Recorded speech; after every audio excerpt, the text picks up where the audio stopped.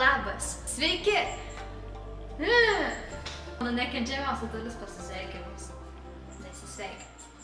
Naršydama YouTube'e pamačiau tokių keksiukų su daržovėmis receptą. Nusprendžiau jį išbandyti ir jis man labai patiko. Taigi, noriu šio receptu pasidalinti su jumi. Ir mums reikės 3 kiaušinių,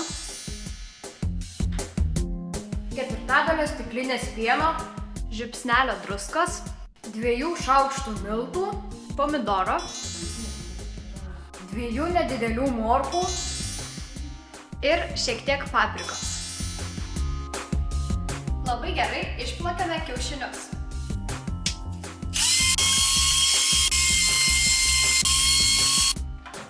Dabar sudedame miltus, pieną ir druską.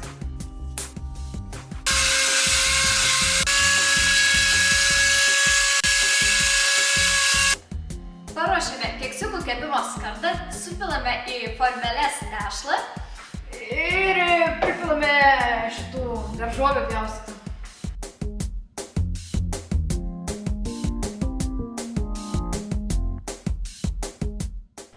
Keksiukai keps 160 laipsnių temperatūroje apie 20 minučių.